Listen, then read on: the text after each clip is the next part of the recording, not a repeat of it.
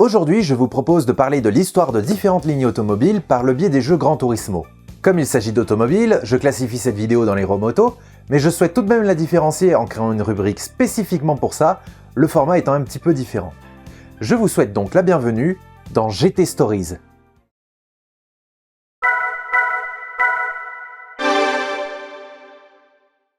Dans ce premier épisode, je vais vous parler de la Nissan Skyline, et plus particulièrement de sa version GTR.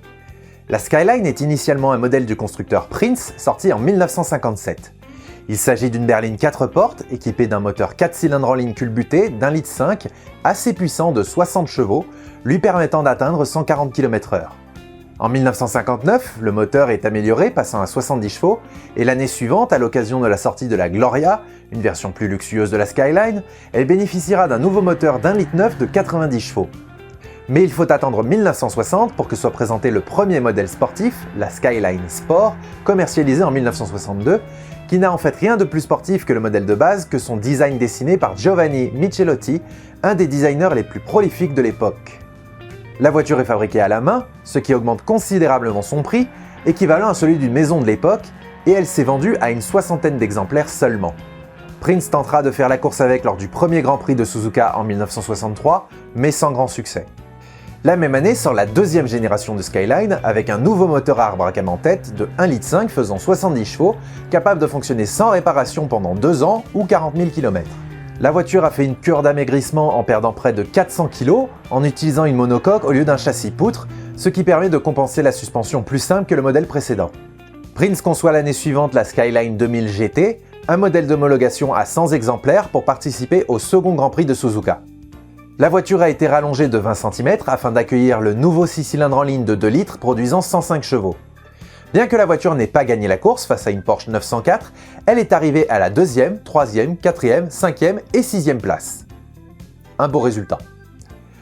La voiture a eu du succès et une nouvelle série non limitée cette fois-ci a été produite à partir de 1965, appelée la 2000 GT B, avec un moteur encore amélioré avec 125 chevaux. En 1966, Prince fusionne avec Nissan et la gamme Skyline ainsi que la Gloria sont intégrés au catalogue. La même année, Prince, qui avait commencé à développer un prototype pour battre Porsche au Grand Prix du Japon, parvient à remporter le Grand Prix avec sa R380 devenue Nissan, qui avait un moteur 6 cylindres de 2 litres basé sur celui de la Skyline, poussé à 220 chevaux. 2 ans plus tard, la troisième génération de la Skyline, surnommée Hakosuka pour Skyline anguleuse, sort en tant que Nissan Skyline suite à la fusion avec Prince et comporte des 4 cylindres d'origine Prince et des 6 cylindres d'origine Nissan, tous à simple arbre à cam en tête, sauf un modèle sorti en 1969 qui utilisait une version fiabilisée du moteur de la R380 et faisant 160 chevaux, la GTR.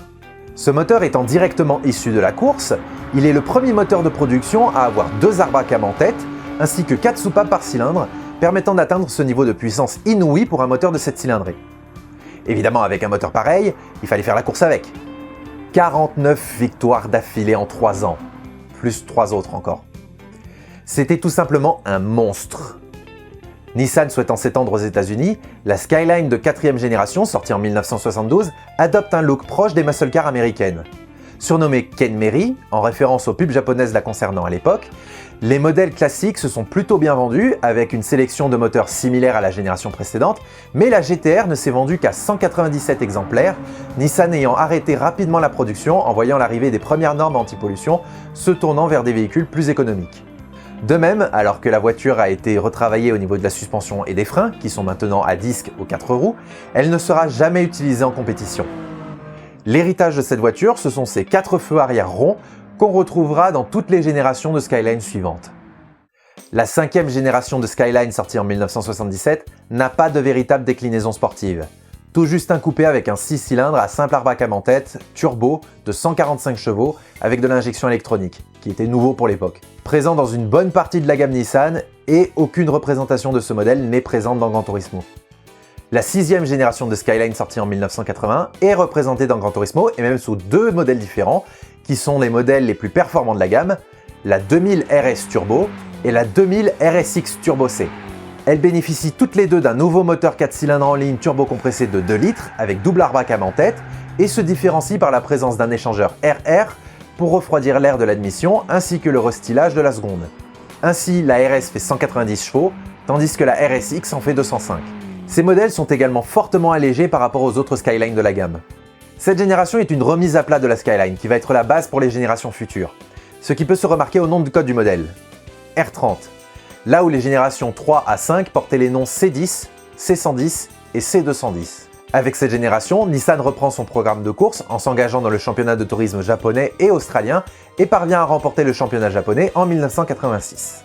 En 1985, cette Skyline laisse la place à la 7e génération, plus technologique que la précédente, avec presque uniquement une famille de nouveaux moteurs 6 cylindres en ligne, le RB. Dans la version la plus performante, la GTS R, sortie en 1987, un modèle d'homologation pour la course en groupe A, il s'agit d'un RB20 DET-R, un moteur à double abracament tête turbo produisant 210 chevaux. Elle est également équipée d'un nouveau système 4 roues directrices nommé HiCAS pour High Capacity Active Steering. La voiture est compétitive en course malgré la présence de Ford et sa Sierra qui écrasent la concurrence et elle parviendra à remporter le championnat de tourisme japonais en 1989 et le championnat australien en 1990, même si le pilote vainqueur a été aidé en fin de saison par l'arrivée d'un certain Kaiju. En 1989, la R32 arrive dans les concessions. Cette 8e génération utilise essentiellement des moteurs RB comme la précédente. Elle utilise également le système HiCAS, mais sous une version beaucoup plus évoluée, le Super HiCAS, contrôlé électroniquement. Mais sur sa version GTS 4, elle inaugure un système 4 roues motrices, lui aussi contrôlé électroniquement, le système ATESA ETS. Là où le moteur RB20 DET était le plus puissant de la gamme dans la génération précédente, et faisant 215 chevaux dans cette Skyline GTS T, il y a deux nouvelles variantes du moteur RB. D'abord le RB25 DE, une version 2,5 litres atmosphérique faisant 180 chevaux, présent dans la Skyline GTS 25, mais aussi surtout le RB26 DETT, une version 2,6 litres biturbo affichant 280 chevaux dans la Nissan Skyline GTR.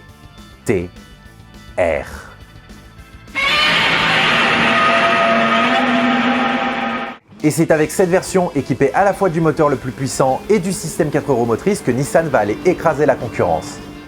Enfin presque. Une version Nismo produite à 500 exemplaires a été créée pour l'homologation en groupe A, histoire d'avoir une base encore plus solide lorsque les voitures seront converties pour la course. La voiture est donc engagée dans les championnats japonais et australiens et les remportera de 90 à 92 et 1993 pour le JTCC, année après laquelle le règlement change pour celui du Super Touring, qui imposait notamment l'utilisation d'un moteur atmosphérique de 2 litres maximum. La même année a eu lieu la première édition du Japanese Grand Touring Championship, qui a pour but de fusionner le précédent championnat pour le groupe C, des prototypes donc, et le règlement précédent du JTCC. Eh bien devinez quoi? La GTR remporte le championnat en 93 et 94, alors que le règlement comporte une limite de 500 chevaux, impose une propulsion et applique un ballast de succès pour rééquilibrer le championnat. Pour célébrer ce succès, Nissan sort une version V-Spec de la GTR en 93 et la V-Spec 2 en 1994. Enfin, il y a aussi une version N1 de la GTR destinée à être engagée en N1 Endurance Series, qui deviendra plus tard le championnat Super Taikyu dans la catégorie groupe N, soit des voitures quasi de série. Championnat dans lequel elle gagnera également, évidemment. Avec un tel taux de victoire, cette génération a été surnommée Godzilla et ce nom collera à la peau des GTR suivantes. La 9e génération de Skyline, la R33, est une continuation de la R32 qui arrive en 1993. On retrouve les mêmes moteurs RB, à part que le RB20 perd son turbo au profit de la RB25, qui en gagne un dans la GTS 25T qui fait 250 chevaux. Il faudra attendre 1995 pour voir arriver la GTR qui, avec nombre d'améliorations telles qu'un meilleur différentiel, une amélioration générale du maniement trop long à expliquer, mais surtout un RB26 DETT qui affiche toujours 280 chevaux, mais dont le couple a été augmenté. En vérité, le moteur atteignait 320 chevaux, mais chut, fallait respecter le Gentleman's Agreement, permettant à cette nouvelle itération de gagner plus de 20 secondes autour de la Nordschleife. Sa version engagée en JGTC continue de dominer en 95, mais elle est détrônée en 96 par la McLaren F1 GTR et en 97 par la Toyota Supra, avant de reprendre son trône en 1998 et d'être remplacée par la génération suivante. Comme pour la R32, la R33 aura droit à des versions N1 et V-Spec, mais également une version LM Limited, qui est juste une couleur unique pour commémorer la participation de la voiture au Mans. Justement, la voiture qui a participé au Mans a été tellement modifiée qu'il a fallu homologuer une version spéciale exprès, ce qui a donné la Nismo GTR LM, qui était un exemplaire unique qui a pour particularité d'être une propulsion et d'avoir un kit carrosserie ultra large.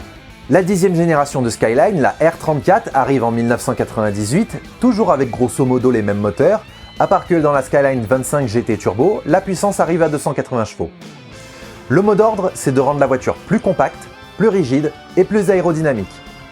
La GTR arrive l'année suivante avec un RB26 DOTT qui fait toujours véritablement 320 chevaux, mais dont les turbos ont été changés par des modèles qui tournent plus facilement à bas régime. Comme pour les deux générations précédentes, il y a une version N1, une version V-Spec qui possède un diffuseur en carbone et un différentiel à glissement limité électronique, une version V-Spec 2 qui ajoute un capot en carbone avec une prise d'air type avion de chasse, mais on peut ajouter la version M-Spec, plus confortable, et une version NUR, ultime version sortie à la toute fin de la production, équipée du moteur de la version N1, qui était mieux équilibré et sortait donc 340 chevaux, en sachant qu'il était possible de faire des combinaisons entre les specs, la N1 et la NUR. En compétition, elle remportera le championnat JGTC dès son arrivée en 1999, avant d'être de nouveau battue, cette fois-ci par la Honda et sa NSX. La production de la GTR s'arrête en 2002 à cause de nouvelles normes sur les gaz d'échappement. Nissan décide de séparer la griffe GTR de la Skyline et commence à développer un tout nouveau modèle de GTR, mais il faudra attendre plusieurs années avant de la voir arriver. La Skyline par contre continue d'exister. La 11e génération, la V35, est arrivée en 2001 et est basée sur une nouvelle plateforme, principalement propulsion, avec un moteur V6 dénommé VQ, ici disponible en 2,5 litres, 3 litres et 3,5 litres, en carrosserie berline ou coupé.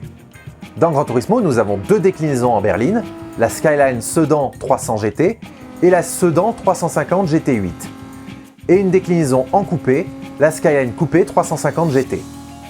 Comme leur nom l'indique, la 300 GT a un moteur 3 litres qui développe 260 chevaux, les deux autres ont un moteur 3,5 litres, dont la 350 GT8 développe 270 chevaux avec une boîte automatique 8 vitesses, et la 350 GT 280 chevaux. La 12e génération, la V36, sort en 2006 et est basée sur la même plateforme avec le même type de moteur, mis à jour pour monter un peu plus haut dans les tours. Disponible en 2,5 litres, 3,5 litres et 3,7 litres, dans les jeux nous avons la Skyline Sedan 350 GT avec 3,5 litres de cylindrée et 315 chevaux et la Skyline Coupé 370 GT avec 3,7 litres de cylindrée et 335 chevaux. Ces deux générations sont beaucoup moins sportives et n'ont pas été utilisées en compétition, la 350Z basée sur la même plateforme remplissant ce rôle. Avant de parler de la nouvelle GTR, j'aimerais mentionner quelques modèles modifiés par la marque via ses filiales Nismo et Otech. D'abord, une petite explication. Chez Nismo, il existe des packs de modifications qui portent un nom précis par rapport à l'utilisation prévue. S-Tune pour des modifications légères destinées à maximiser les performances routières de la voiture, R-Tune pour des modifications radicales destinées au circuit, et Z-Tune, modification ultime qui n'a été utilisée qu'une seule fois, et on va en parler. Chez Otech, l'objectif est tout autre. On augmente les performances, oui, mais sans compromettre le confort. Commençons par eux d'ailleurs. À l'occasion du 40e anniversaire de la Skyline, Otech a proposé à ses clients de prendre une Skyline 4 portes et de mettre tout ce qui fait de la GTR une GTR dedans, mais en gardant les 4 places. Côté Nismo, on peut parler de la Nismo GTR R32 S-Tune, dont le moteur est celui d'une R34 avec des arbres à cam modifiés, un nouveau calculateur et l'échappement est changé pour un meilleur flux, portant la puissance à 400 chevaux. La suspension est également rabaissée et les barres anti-roulis renforcées.